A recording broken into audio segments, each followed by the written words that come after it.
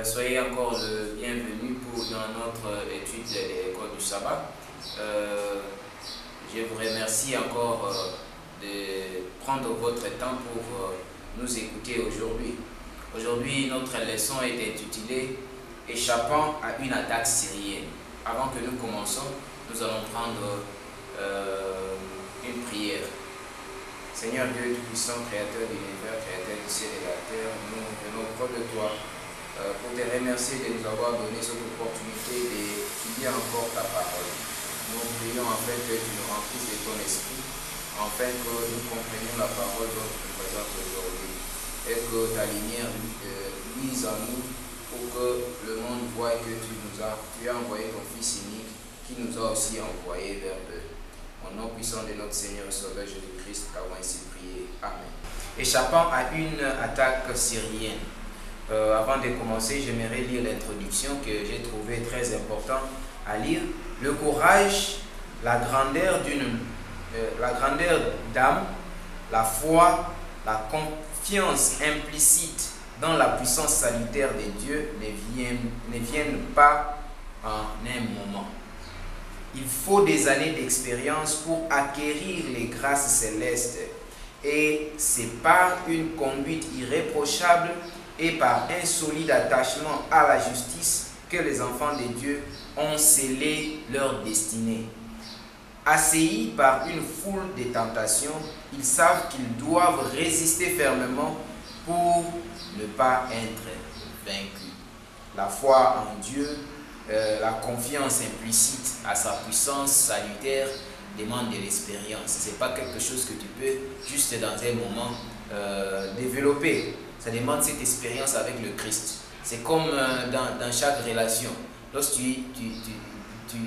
la confiance ne vient pas juste par hasard comme ça. Ça prend du temps de connaître ton partenaire jusqu'à ce que la confiance s'est bâtie. Ce n'est pas seulement un objet de hasard. Comme par exemple, les gens parlent de coups de foudre. Il n'y a pas coup de foudre. L'amour grandit. L'amour se développe à travers les années d'expérience. Nous avons vu que Samarie était assiégée. Nous avons vu que Samarie était assiégée par les Syriens pendant la période du roi Hazaël. Et que le roi Ben-Hadad, entre 854 et 842 avant Jésus-Christ, a assiégé le royaume d'Israël, c'est-à-dire les 10 tribus. Et c'était pendant la période où Élisée était encore prophète. C'est encore une seconde fois que les Syriens sont rentrés encore pour opprimer Israël. Et cette fois-ci, c'était très dur. Parce que même, il y avait des gens qui, à cause de la famine qui était très forte, il y avait d'autres qui mangeaient leurs propres enfants. Par exemple, lorsque nous regardons dans 2 Rois chapitre 6, verset 26 au verset 30, il y a eu une femme qui est venue vers le roi pour lui dire « Roi, sauve-moi ». Parce que nous sommes convenus avec mon voisin qu'aujourd'hui nous allons manger mon fils et demain nous allons manger son fils. Mais lorsque nous avons cuit notre fils, mais lorsque maintenant c'était le tour que nous devons aussi manger son fils, il a caché son fils. Vous voyez comment Israël était en train de souffrir pendant cette année. C'est pourquoi même cela a agité le cœur du roi. Parce que verset 30 il dit « Lorsque le roi entendit les paroles de cette femme, il déchira ses vêtements en passant sur la muraille, et le peuple vit qu'il avait en dedans un sac sur son corps. » Il était déguisé en habit de sac. Lorsque les Israélites s'habillaient en habit de sac, c'était un signe de deuil, un signe de gêne, un signe de tristesse lorsqu'ils étaient entrés dans la prière aussi. Et tout ça continua jusqu'à ce que le prophète Élisée vienne parler au roi pour lui dire que cette famine va finir bientôt. Dieu ne punit pas ses enfants pour éternellement. Vous savez, Israël a péché contre Dieu. Nous savons, pendant toute l'histoire d'Israël, il y a eu plusieurs apostasies. Dans les prochaines leçons, nous allons encore apprendre encore de plus ce qui s'est passé jusqu'à ce qu'Israël était maintenant complètement emporté et éparpillé à travers les nations. Et le royaume du Nord était complètement déclassé de la carte du monde. Et dans cette situation, le prophète Élisée est venu et a dit que demain à 7 heures, selon 2 Rois chapitre 6, verset 33 et chapitre 7, verset 1 à 2. Surtout au verset 1, Élisée dit, écoute la parole de l'Éternel. Ainsi parle l'Éternel. Demain à 7 heures, on aura une mesure de fleurs de farine pour un cycle et 2 mesures d'orge pour un cycle à la porte de Samarie. Il y avait là un officier, celui qui tenait le roi, dans la main duquel le roi s'appuyait. Il dit, quand l'Éternel ferait des fenêtres au ciel, pareille chose arriverait-elle? Et Élisée lui dit, tu le verras de tes yeux, mais tu n'en mangeras point. Cet officier avait manifesté le doute contre la parole de Dieu. Et c'est pas bon, lorsque Dieu parle, nous devons l'écouter immédiatement à ce qu'il nous dise. Nous devons avoir foi à la parole de Dieu, parce que Dieu ne ment pas. Il n'est pas un fils de l'homme pour mentir ou bien pour se tromper. Lorsque Dieu parle quelque chose, il est là pour l'accomplir. Et nous savons que après cela, à cause de celui-là, lorsque cet officier était mort, juste lorsqu'il a appris aussi, il a connu qu'il n'y aura plus la famine. Les gens étaient en train de courir pour aller prendre de la nourriture, pour piller les camps syriens qui étaient désertés. Et plus tard, lorsque maintenant c'était sur le port de Samarie, on a marché sur lui et c'est comme ça qu'il est mort, à cause du doute qu'il a manifesté. Lorsque Dieu parle, nous devons l'écouter. Maintenant, aux questions numéro 4, nous voyons là-bas, il y a 4 lépreux. Ils étaient tellement affamés, tellement désespérés, ils se sont dit non, si nous entrons dans la ville, on va y mourir de faim.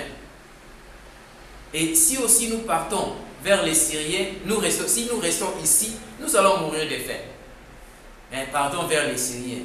Même s'ils nous tuent, ce n'est pas un problème, parce que c'est la mort, la mort.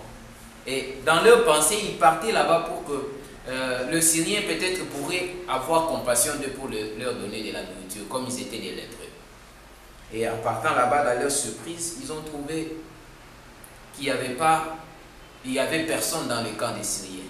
Ils ont tous fui.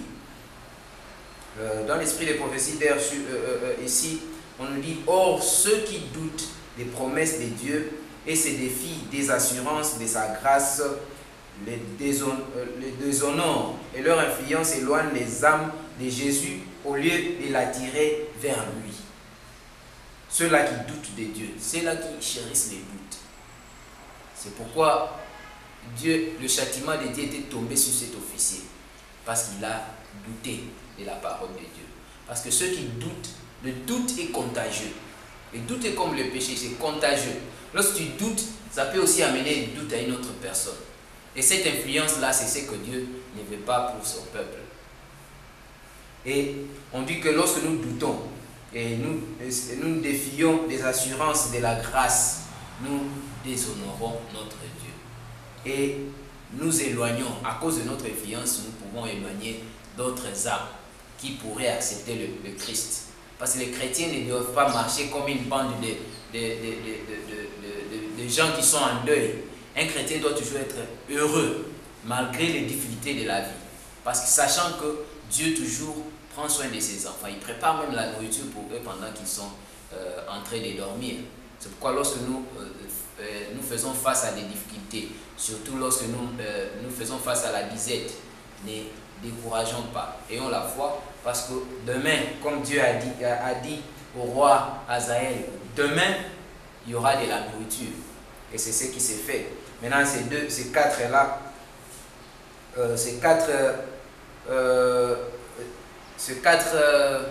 les lépreux sont partis et ils ont trouvé que les Syriens étaient partis. Maintenant, Qu'est-ce qui a fait que les Syriens étaient partis? Qu'est-ce qui a fait que les Syriens s'étaient enfuis?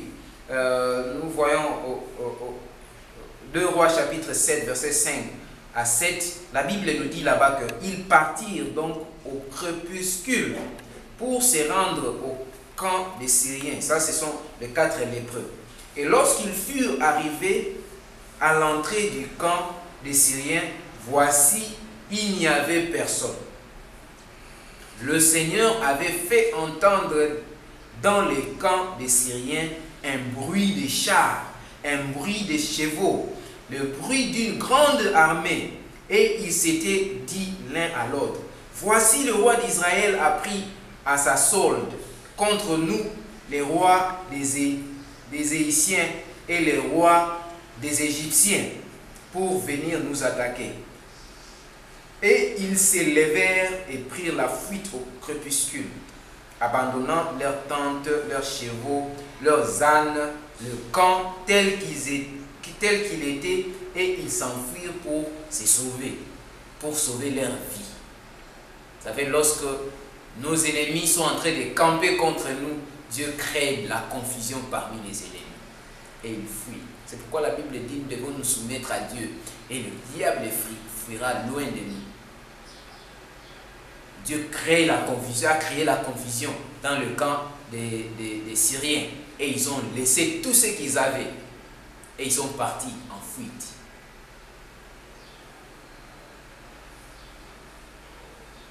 Et le lendemain, les prêts là ils ont commencé à faire la fête, ils ont commencé à manger, et c'était bon, ils ont mangé, ils ont pris certains de l'or, ils ont pris de l'argent, ils ont caché quelque part. Mais après ça, l'un d'eux dit,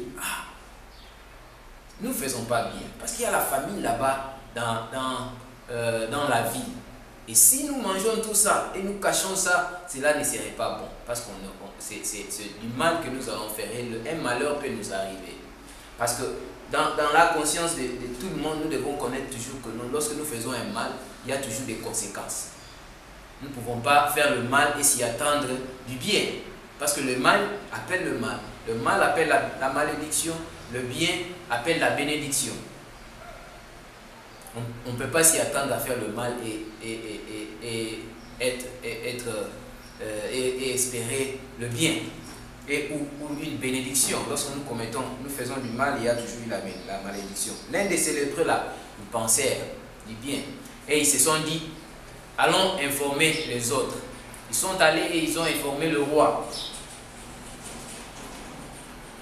Ils ont informé le roi et le roi plus tard il s'est dit non, les Syriens ils sont en train de nous triquer ici. Possiblement qu'ils sont dans les champs, ils savent que non, il y a de la famille dans Samarie. Et lorsque maintenant nous allons sortir, ils vont sortir de leur cachette et pour s'emparer de nous. Et le roi a envoyé quelques messagers pour aller tracer suivre les traces des Syriens. Et ils ont découvert que réellement les Syriens ne se sont pas cachés, mais ils étaient en fuite. Et la nuit de cette fuite, juste ce matin-là, il y avait de la nourriture parmi le peuple d'Israël. Et Israël était bien nourri parce qu'il y avait de la nourriture à ce moment. Maintenant, accomplissement de la prophétie. Question numéro 7 qui nous dit, qui fut ainsi béni par tout ce que les Syriens laissèrent derrière eux?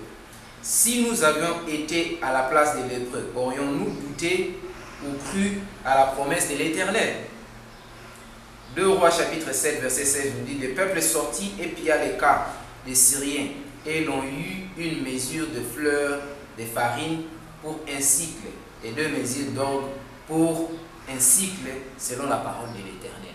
Parce que juste le lendemain, le roi syrien, le roi Hazaël a écouté la parole d'Élisée qui lui a dit que demain, on vendra une mesure de fleurs de farine pour un cycle et 2 mesures d'orge pour un cycle. Et c'est exactement ce qui s'est passé. Les butins étaient immenses.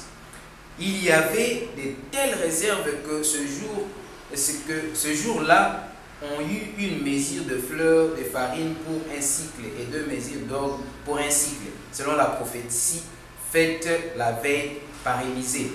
Une fois de plus, le nom de l'Éternel fut exalté aux yeux des païens. Parce que Dieu a trouvé la délivrance pour les Israélites. Mon frère, ma soeur, tu peux être dans beaucoup de troubles, tu peux être dans la disette, ça peut être la maladie, mais la parole de Dieu dit, demain, il n'y aura plus la famine, demain, il n'y aura plus la faim, demain, il n'y aura plus de souffrances, demain, il n'y aura plus la disette, parce que Dieu va pouvoir à tes besoins, Dieu va guérir à tes maladies. Et ce que nous devons faire, c'est de ne pas douter et de croire à la parole de Dieu. Jésus dit, si nous prions, nous devons croire que nous avons reçu et nous allons voir ce que nous avons prié s'accomplir. C'est-à-dire, nous devons mettre la foi dans nos prières. Nous ne devons pas être comme le serviteur du roi Hazaël. Et à la fin, il n'a pas pu manger des blés ou des orgues, de ce qui a été, il n'a pas pu bénéficier de la nourriture que Dieu a pourvue. Ce matin-là, il a trouvé la mort. Et ne doutons pas contre Dieu, mais ayons la foi et restons fermes dans la foi. Malgré tout, le Seigneur lui-même, qui est notre Rédempteur, s'élèvera le dernier. Que Dieu vous bénisse tous. N'oubliez pas de vous souscrire sur notre chaîne. Et ciao à la prochaine. Que Dieu vous bénisse.